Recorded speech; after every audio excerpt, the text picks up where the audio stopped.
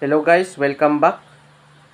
At sa video ng ito, mag-aayos tayo ng isang cellphone. Ang cellphone na ito guys is Vivo V15. At meron siyang battery issue.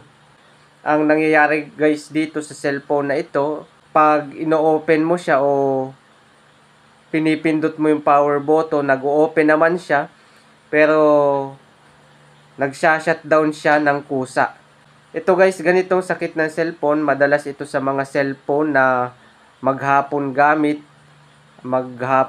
sa online gaming o maghapon nag-i-internet, umiinit yung phone at nabubugbog yung kanyang battery. At yan nga guys, kung bago ka pa lang dito sa YouTube channel ko, wag mo namang kalimutang mag-subscribe sa aking channel at pakihit mo na din ang notification bell para updated ka sa mga videos ko na katulad nito. Magsimula na tayo sa ating video. Ito nga guys ay isang Vivo V15. Ang problema nga nito guys, hindi siya mai-open at nagsha-shutdown agad pag ini-start. Ganun din guys pag nagcha-charge. Hirap siyang mag-charge at hindi siya napu-full charge. Madalas nga guys ng ganitong problema nasa battery. At kung ang battery mo ay gumagamit pa ng fuse o battery fuse,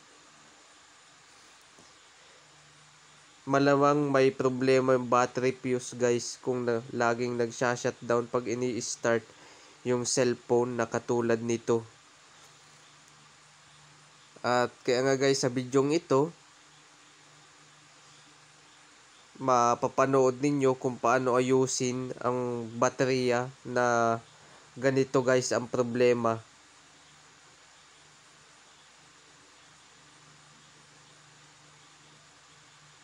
Ito guys, kakalasin natin itong board cover nitong Vivo V15.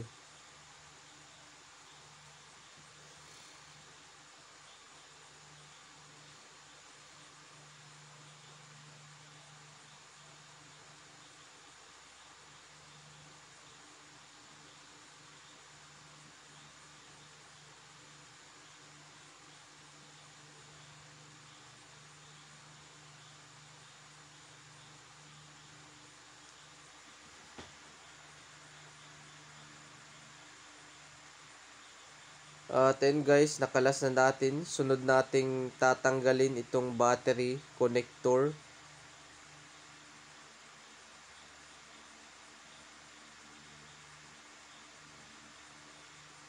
Sunod nating tatanggalin itong battery mismo.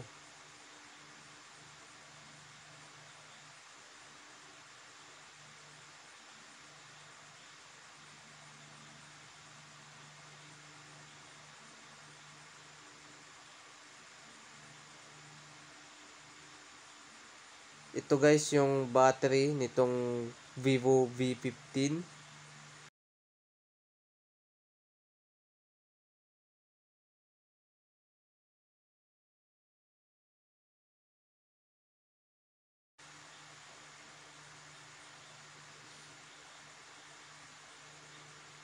Ito guys yung battery fuse nitong battery.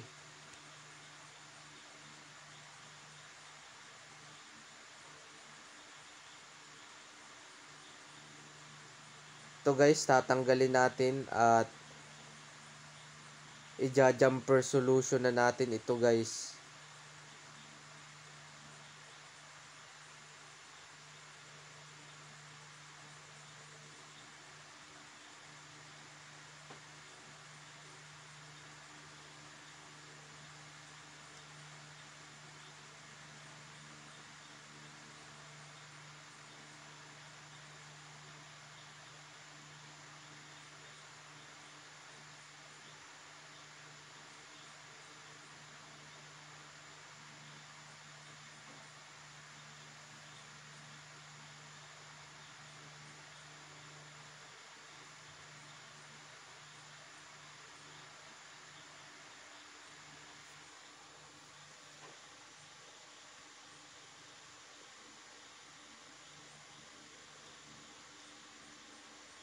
Ayun, pakasolda o pakakabit ng jumper wire. Pwede na natin itong i-testing dito sa kanyang board.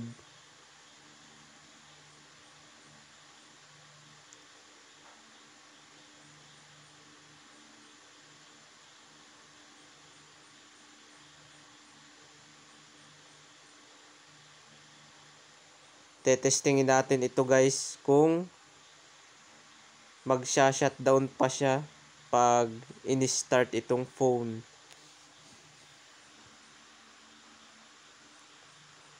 Ayun guys, success. At hindi na nag-shutdown itong phone. At ayun na guys, kung nagustuhan mong video ito, i-comment mo naman sa comment section. At huwag mo na rin kalimutang mag-subscribe sa aking channel. Salamat sa panonood guys.